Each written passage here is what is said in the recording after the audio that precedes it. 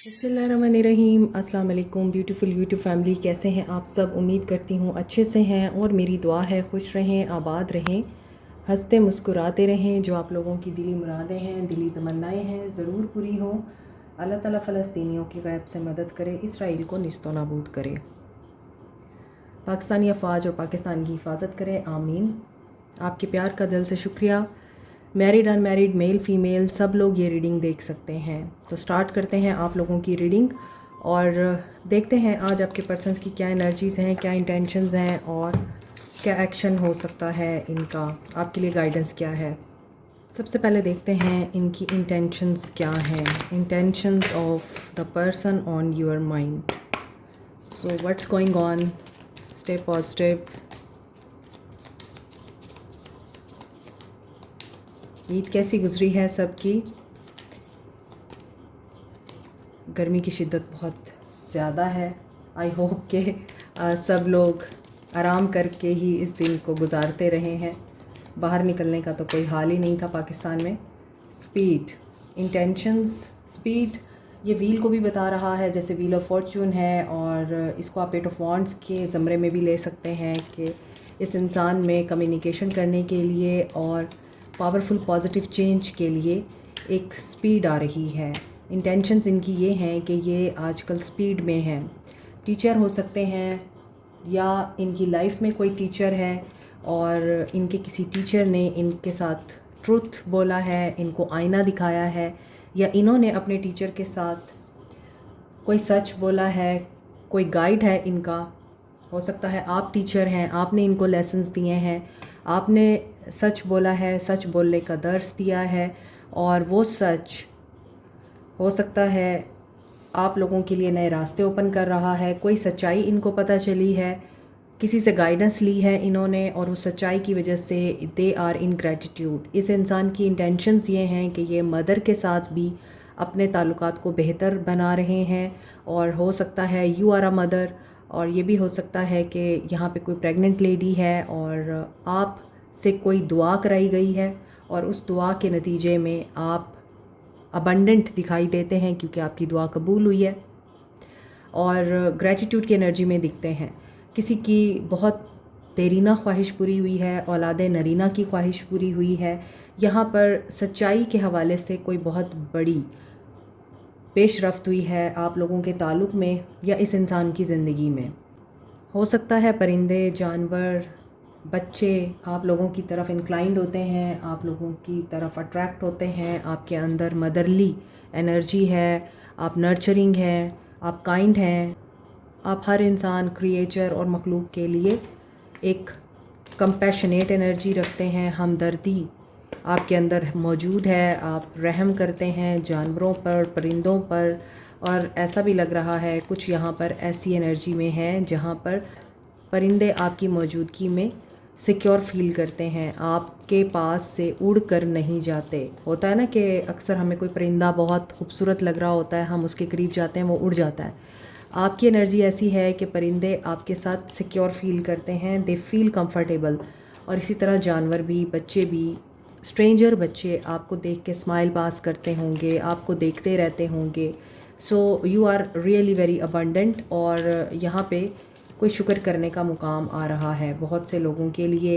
And hands of card, they want to take a chance. Energy इस इंसान की chance लेने की है, स्ट्रेटेजिक हो रहे हैं। अगर बहुत सारी ऑप्शंस हैं तो उसमें ये इंसान किसी एक ऑप्शन के बारे में सोच रहा है। They are not thinking of many options, ये रन कर रहे हैं।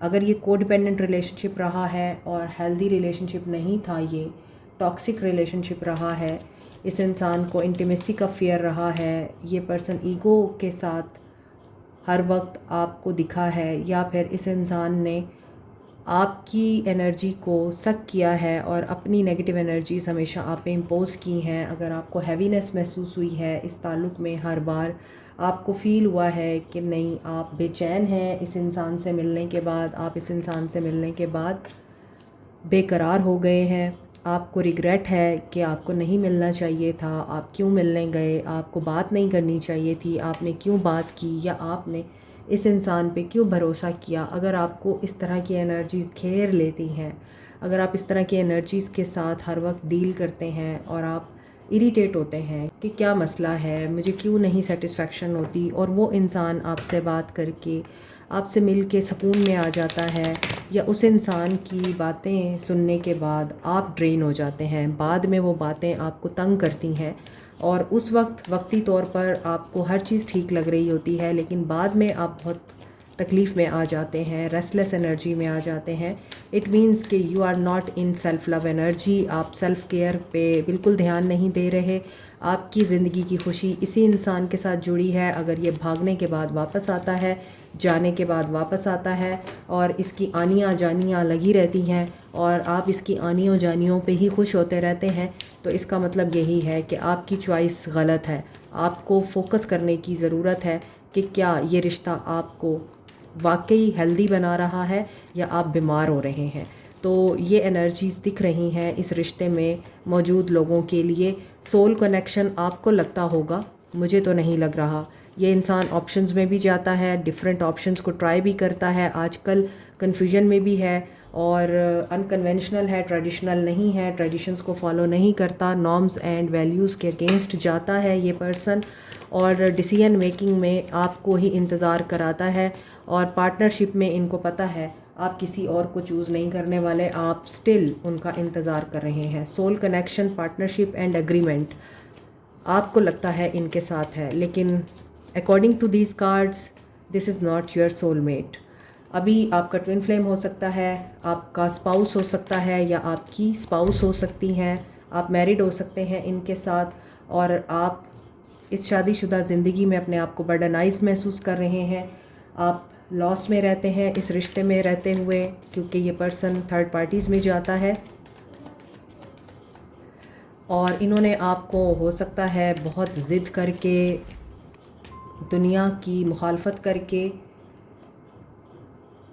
हासिल किया और जब हासिल कर लिया तो फिर बेकदरी की।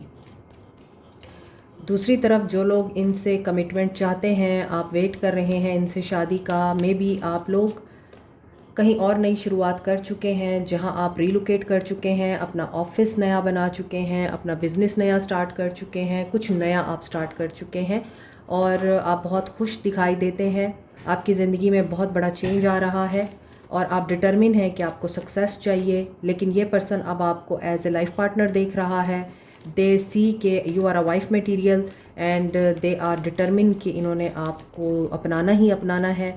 आप चाहे इनको इनकार करें, आप इनको धक्के दें, आप इनको रिजेक्ट करें, but they will be determine to have you in their life.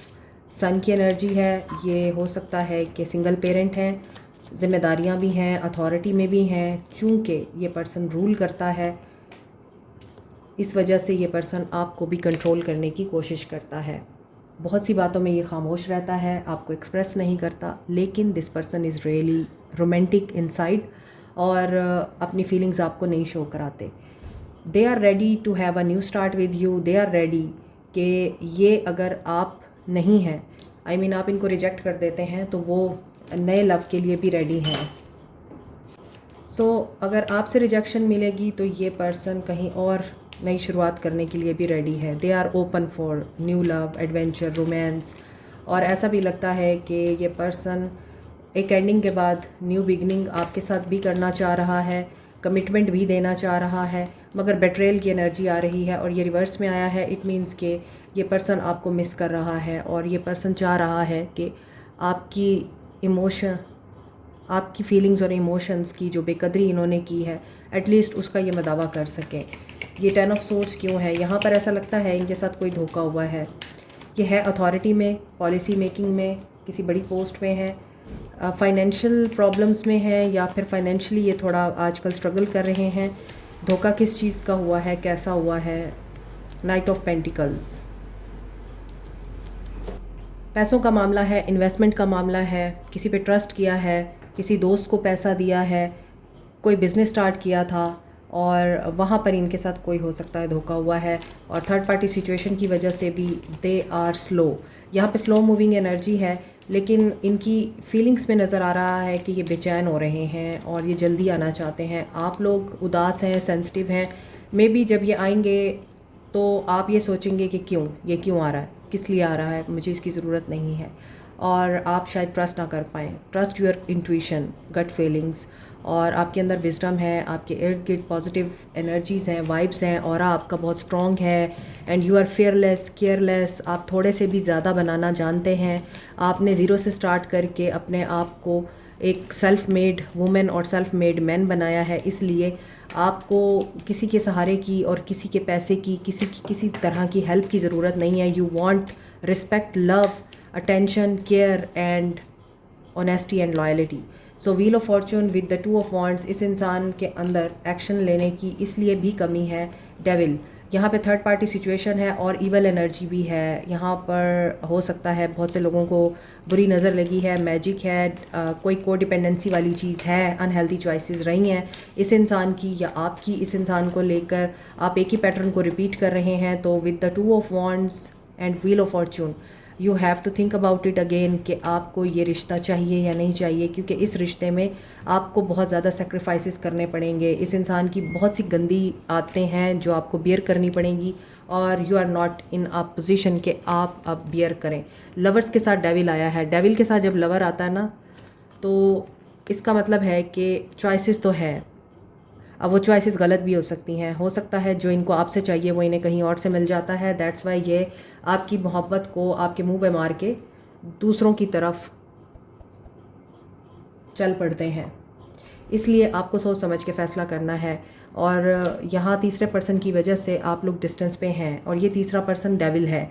Devilish energy बहुत स्ट्रॉन्ग है। इस इंसान में ईगो भी है, इस इंसान में एंगर भी हो सकता है, स्टबननेस भी हो सकती है, पैसों के पीछे बहुत ज़्यादा क्रेज़ी होना, या फिर औरत परस्त हो सकता है ये इंसान।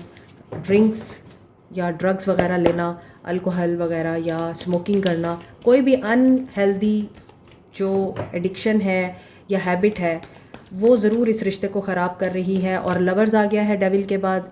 यकीनन जहाँ मोहब्बत है वहाँ शैतान भी है, और शैतान हमेशा उसी वक्त हारता है जब मोहब्बत अपने आप को मजबूती से प्रूव करती है कि कोई शैतान, कोई ईवल एनर्जीज़ का कुछ नहीं बिगाड़ सकती। तो यहाँ ऐसा लग रहा है कि ये पर्सन चूज़ कर लेगा और फिर सारा कुछ आपके हाथ में होगा कि आपको क्या करना है, क्योंकि यहाँ ऐसा दिख रहा है दे आर डिटर्मिन कि ये एक दफ़ा एक्शन लेंगे आपके साथ। Cancer, Pisces, Scorpio, Aries, Leo, Sag, Aquarius, Libra, Gemini, Capricorn, Taurus, Virgo. Leo, Aries, Cancer, Aquarius, Gemini, Capricorn, ये एनर्जी बहुत स्ट्रॉन्ग है। लेट्स सी इनका क्या एक्शन रहेगा आपको लेके। हार्ट चक्रा ओपन हो रहा है इनका, रिकन्सिलिएशन आ रही है, रीच आउट करेंगे ये, और जो भी थर्ड पार्टी सिचुएशन है वो एंड हो रही है। They are going to reach out soon और आपके साथ दोस्ती करना चाह रहे हैं। जॉय, स्टेबिलिटी, डिटैचमेंट, कमिटमेंट से भागे थे, अब इनको लेसन लर्न हो चुका है। ये लेसन लर्न करके आपके पास आ रहे हैं वापस और मूव ऑन कर रहे हैं ये उस सिचुएशन से जहां इनको ज़िंदगी का सबसे बड़ा लेसन मिला है। और ये जॉइंट स्टेबिलिटी क्यों है? अभी ये कमिटमेंट की बात को शायद आपके साथ ना करें, वेट करने को बोलें। यस, शादी का इरादा है इनका, लेकिन ये अभी आपको सॉलिड कमिटमेंट नहीं देंगे या छुपाएंगे या अपने दिल में रखेंगे इस बात को। डिटैच कहाँ से हो रहे हैं?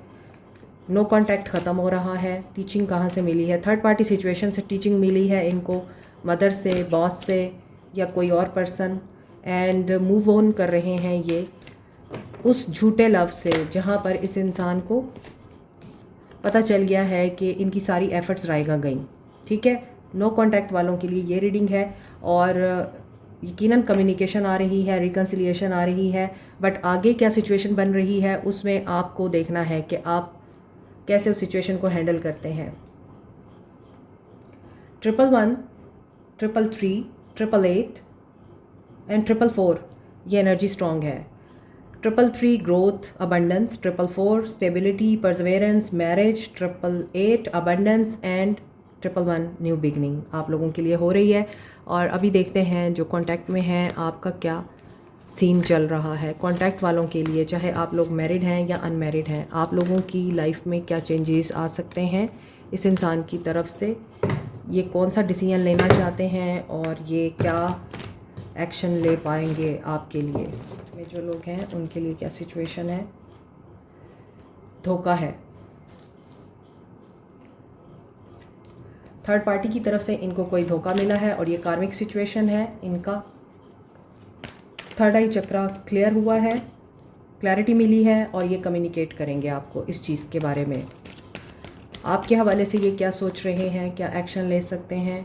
Refusing to see, I think आपने इनको सच्चाई बताई है लेकिन इन्होंने आपकी सच्चाई पे यकीन नहीं किया और ये अभी भी आपको डाउट की नज़र से देख रहे हैं क्योंकि थर्ड पार्टी सिचुएशन स्ट्रॉन्ग है और यहाँ पर ये गिव एंड टेक तो कर रहे हैं इक्वली, लेकिन इनको इस इक्वल गिव एंड टेक के लिए भी बैलेंस की ज़रूरत है। या तो ये इंसान बहुत ज़्यादा मसरूफ़ है वर्क प्लेस पर, अपने काम को स्टेबल करने पर, या फिर ये इंसान अपनी ज़िम्मेदारियों में बहुत बिज़ी है, अपनी फैमिली के साथ बिज़ी है, या हो सकता है कि ये आपको प्रॉपरली इक्वल लेवल पर इसलिए भी टाइम नहीं दे पाता या आपको सेटिस्फाई नहीं कर पा रहा क्योंकि ये इंसान अभी तो हेल्पलेस है, होपलेस है। इस इंसान के अंदर किसी किस्म की कोई लाइफ नहीं है और ना ही ये इंसान पॉजिटिव दिखाई दे रहा है।